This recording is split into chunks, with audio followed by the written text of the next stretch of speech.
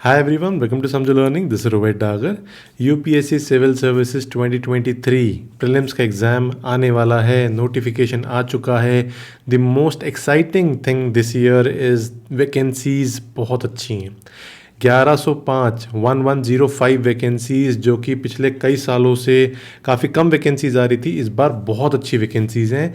जो serious candidates हैं उनके लिए ये बहुत ही एडवांटेज भी है और ये बहुत ही अच्छा मौका है to crack the exam in this attempt itself. और आप सीरियस अगर हो तो इस बार बहुत ही अच्छे से प्रिपरेशन करना प्रीलिम्स में, बिकॉज चांसेस आपके बेटर होने चाहिए. बिकॉज देखो सिंपल सा रेशियो है, वही 10 लाख 12 लाख स्टूडेंट्स बैठेंगे, 5-6 लाख स्टूडेंट्स एग्ज़ाम देंगे.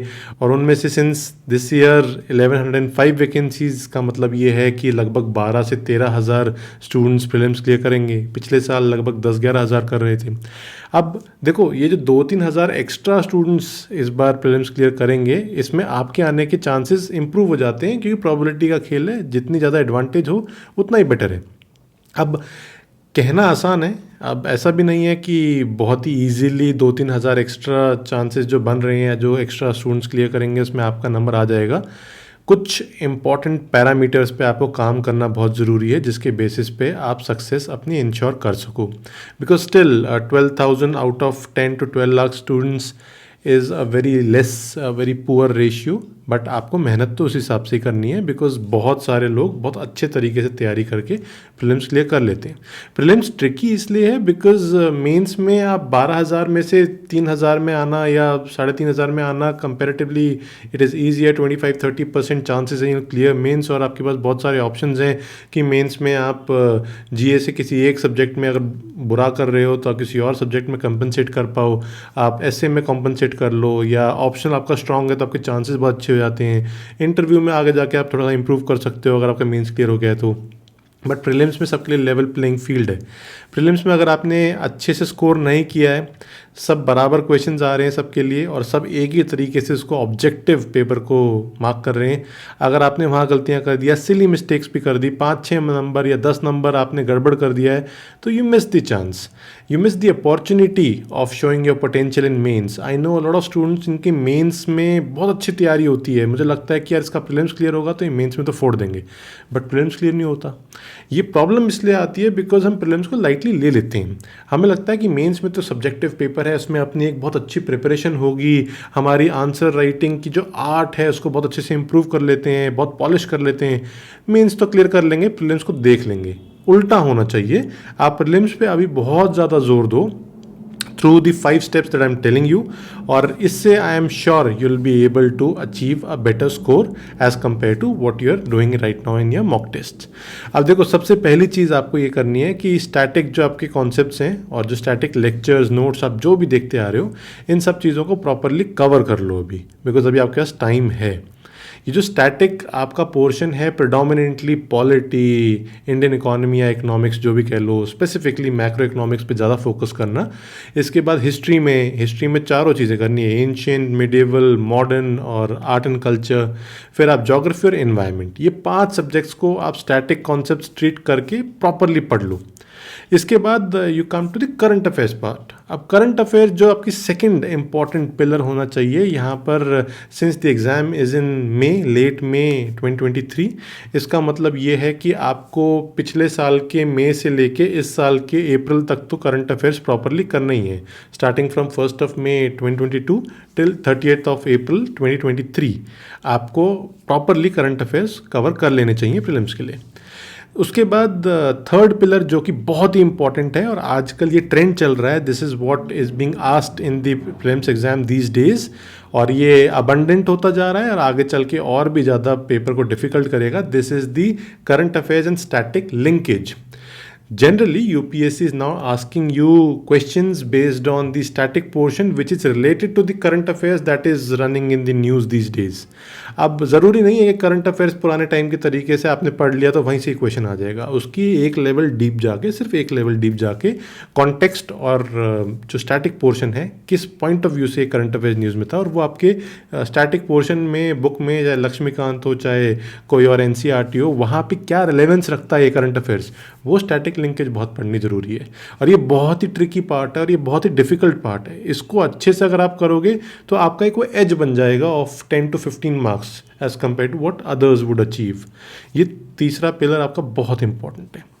Then the fourth pillar would be mock test, जिसको सब लोग बहुत लाइटली लेते हैं, बिकॉज कुछ स्टूडेंट्स मैंने ऐसे देखे हैं जो कि सोचते हैं कि यार मॉक टेस्ट ना मार्केट से लेके आते हैं और उनके जो फोटो कॉपीड मटेरियल उनको हम फटाफट क्वेश्चंस अटेम्प्ट कर लेंगे, उसके बेसिस पे देख लेते हैं क्या प्रिपरेशन हो जाएगी।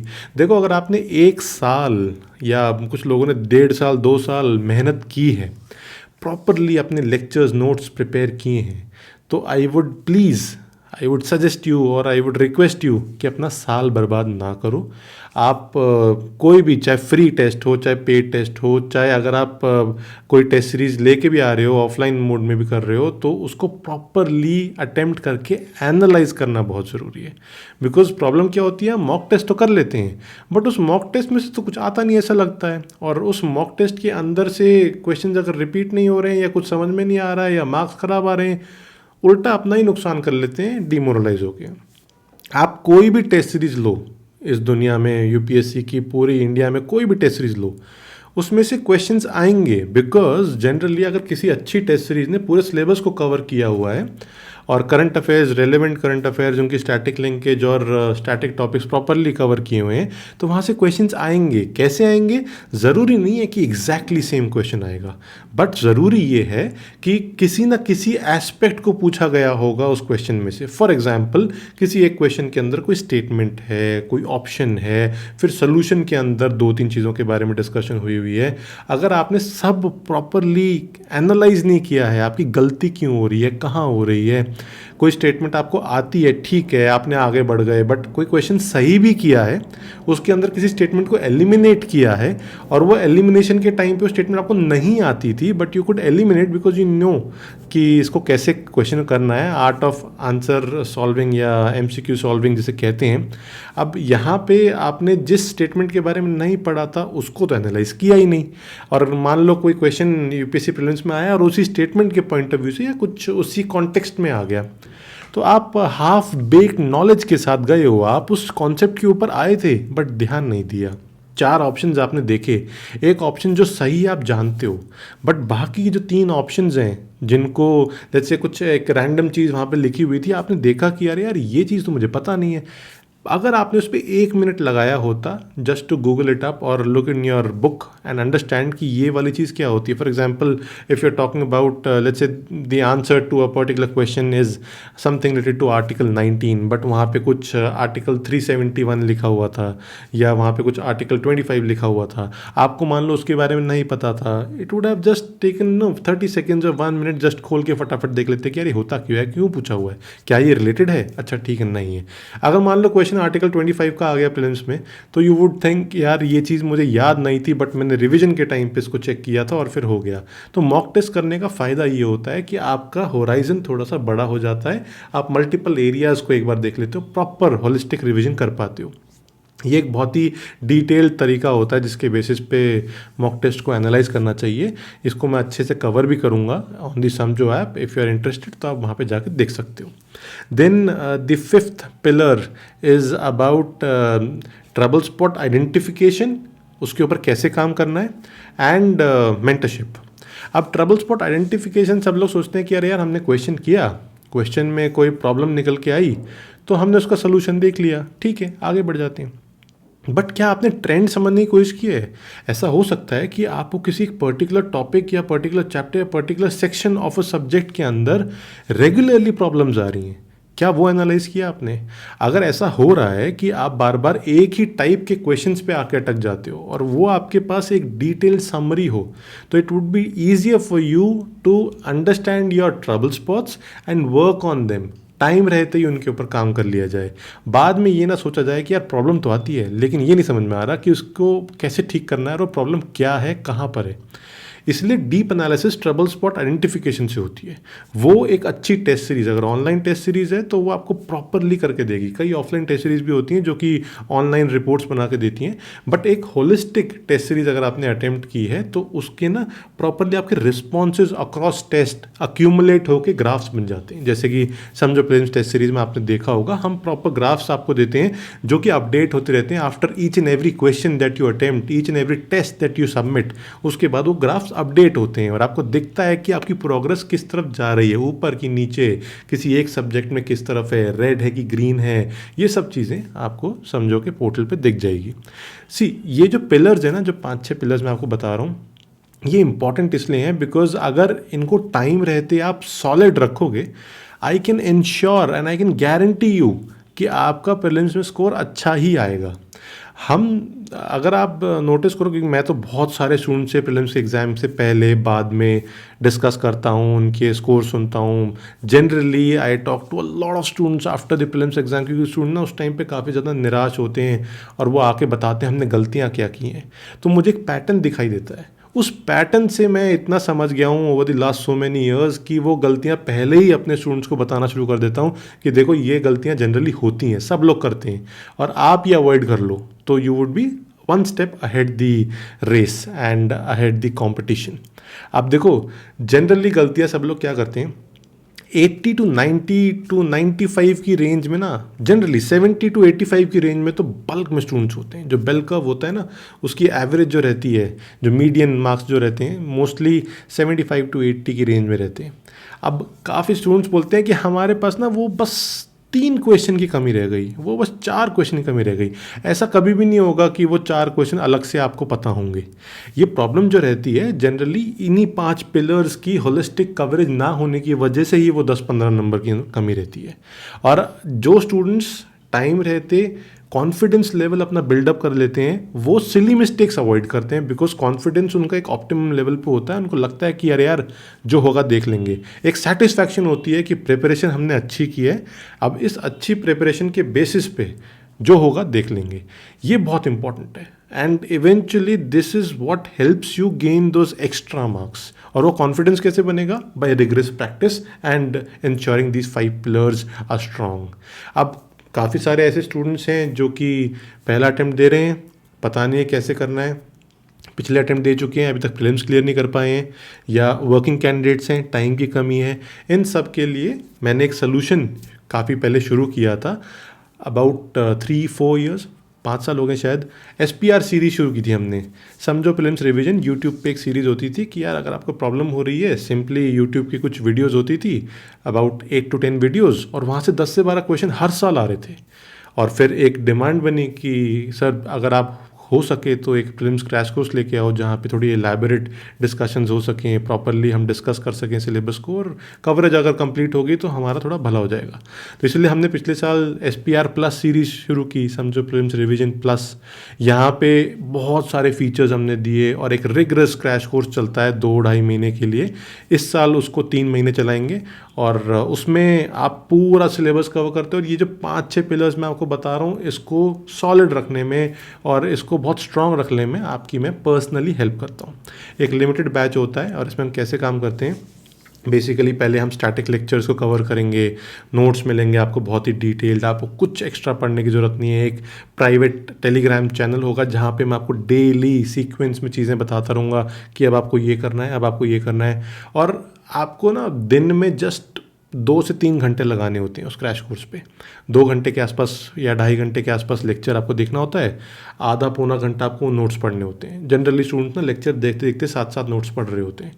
वो 3 घंटे की प्रिपरेशन इस तरीके से होगी कि अगर आपने एक बार भी NCERT पढ़ रखी है, यू वुड रियलाइज़ कि आपका पूरा रिवीजन भी हो गया है और बहुत सारी एक्स्ट्रा इन्फॉर्मेशन भी आपको मिल गई है, वो आप नोट्स पढ़ के फटाफट रिवाइज कर लोगे।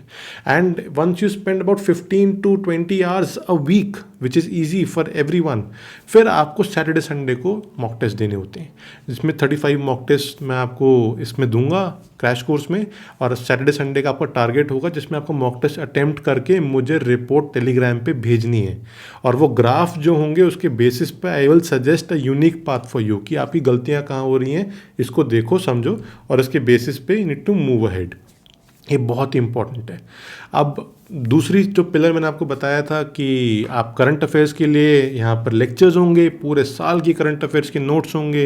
अब करंट अफेयर्स में हम सब्जेक्ट वाइज कवरेज करेंगे, चाहे वो इंटरनेशनल रिलेशन हो, साइंस एंड टेक हो, एनवायरनमेंट हो, पॉलिटी हो, इकोनॉमिक्स हो, और चाहे वो कोई भी सब्जेक्ट हो, ज्योग्राफी हो, इन सब की करंट अफेयर्स बहुत डिटेल्ड डिस्कशंस होंगी। फिर करंट अफेयर्स और स्टैटिक लिंकेज भी होगी। ये पूरे साल का हम तैयार करके रखते हैं और वो आपको हम देंगे, जिसमें कि लेक्चर्स नोट्स के through you can easily cover. जो आपकी मेहनत है वो अभी बच जाएगी और आप रिवीजन पे ज़्यादा ध्यान दे सकते हो। एंड देन मॉक टेस्ट होंगे, 35 mock test. I would suggest, चाहे कुछ भी हो जाए, 100 मॉक टेस्ट वाली सिचुएशन में मत जाना। काफ़ी सारे फैकल्टी सजेस्ट करते हैं कि यार 100 मॉक टेस्ट कर लो, हाँ 10,000 क्वेश्चन अगर हो गए तो आपका हो जाएगा। अरे उससे कुछ नहीं होगा। लिमिटेड मॉक टेस्ट करो, 25, 30, 35, मैक्सिमम 35, उससे ऊपर जाना ही नहीं है। उन मॉक टेस्ट को आपको प्रॉपरली रिवाइज करना है। ट्रबल स्पॉट आइडेंटिफिकेशन और एनालिसिस ये बहुत इंपॉर्टेंट है, उसी से ही प्रीलिम्स क्लियर होगा। ये बहुत सारे क्वेश्चन अटेम्प्ट करने से प्रीलिम्स क्लियर नहीं होगा। लिमिटेड क्वेश्चंस को एनालाइज करना जरूरी है। अब 20, 25 या 30 कौन सा आपके लिए सही है, depends on the level of preparation, या अभी आपका कॉन्फिडेंस लेवल कैसा है, या आगे कितना आपको सिलेबस बचा हुआ है। वो हम पर्सनली डिस्कस करके 1-to-1 मेंटरशिप के साथ फाइनलाइज कर सकते हैं। अब मॉक टेस्ट और 1-to-1 mentorship, trouble spot identification, ये सब कुछ मैं आपके लिए करके दूंगा, और ये प्रॉपर डिस्कशन और कॉन्वर्सेशन के साथ आपका टाइम बचेगा। Last year those who enrolled in the SPR plus series, उनको इतना बेनिफिट हुआ था। काफ़ी सारे स्टूडेंट्स ने, अराउंड 70+ स्टूडेंट्स ने प्रीलिम्स क्लियर किया। एक लिमिटेड बैच था। अब उसमें से काफ़ी सारे स्टूडेंट्स इंटरव्यू दे रहे हैं अभी, एंड आई एम श्योर जब इंटरव्यू हो जाएगा उसके बाद वी विल गेट रैंक्स, और मैं उसमें बताऊंगा कि ये काफ़ी सारे स्टूडेंट जो हैं SPR प्लस से निकल के आए हैं। ये चीज़ें मैं आपको इसलिए बता रहा हूँ because those who are concerned कि यार अभी कैसे करें, क्या करें, उनको एक पाथ टाइम रहते होना बहुत ज़रूरी है। काफ़ी सारे स्टूडेंट मेरे पास अप्रैल में आते हैं कि अब हम 1 महीने में क्या कर लें। 1 महीने में कुछ नहीं हो पाता है अगर आपने कम तैयारी की है। टाइम रहते प्रिपरेशन करो and will definitely sail through. एक बार प्रीलिम्स क्लियर हो जाएगा ना, तब मेंस में कॉन्फिडेंस लेवल देखना आप, कितना बढ़िया अमेजिंग इन्वायरमेंट होता है। आप मेंस का पेपर लिखोगे, और अगर मेंस आपका नहीं भी होता है 1%, ऑल्दो आई वुड एक्सपेक्ट कि आप मेंस में अच्छा प्रिपरेशन करो एंड भगवान करे सबका क्लियर हो, बट अगर 1% नहीं भी होता है, in that case you would have a lot of confidence going into the next year prelims कि यार मेंस लिख रखा है मैंने और मुझे पता है कि आगे का प्रोसेस कैसे होने वाला है। प्रीलिम्स इस बार क्लियर करते हैं, मुझे तरीका आ गया है, और फिर इस बार तो मेंस क्लियर कर ही लेना है, इंटरव्यू भी कर लेंगे। तो ये कॉन्फिडेंस लेवल बहुत ज़रूरी है। काफ़ी डिजर्विंग कैंडिडेट्स जो प्रीलिम्स भी क्लियर नहीं कर पाते हैं, उनके लिए ना फिर काफ़ी टफ हो जाती है लाइफ की, यार 2-3 साल से प्रीलिम्स भी क्लियर नहीं हो रहा है, डिजर्विंग हमें बताते हैं हमारी फैकल्टी, क्या फ़ायदा। इसीलिए it is very important to focus on prelims right now. सभी डिटेल्स SPR प्लस के बारे में are available on the Samjho app and the समझो टेलीग्राम चैनल, समझो के इंस्टाग्राम पे। और अगर आपको मुझसे पर्सनली डिस्कस करना है, my Instagram and Telegram handle is rohitdagar08। You can contact me there for any queries. You can contact on info@samjo.com। हमारी email ID है। सपोर्ट स्टाफ आपको ईमेल करेगा within 24 hours. The crash course will start from 21st of February, will continue till prelims 2023, और सभी details आपको description में मिल जाएंगी इस वीडियो की। और इसमें बहुत सारी वीडियोस मैं आपके लिए बनाऊंगा, बहुत सारी मेंटरशिप की videos, such as how to maximise your score, how to minimise your negative marking, how to ensure कि आपका कॉन्फिडेंस लेवल सही तरीके से रहे प्रीलिम्स एग्जाम में। ये चीज़ें टाइम रहते आपको बहुत हेल्प करेंगी। फाइनली बस एक चीज़ का ध्यान रखना, UPSC टफ नहीं है, बस तरीका हमारा सही होना चाहिए। I hope that you enjoyed watching the video और आपको कुछ कॉन्फिडेंस आया होगा प्रीलिम्स से related. See in the next one. Thank you.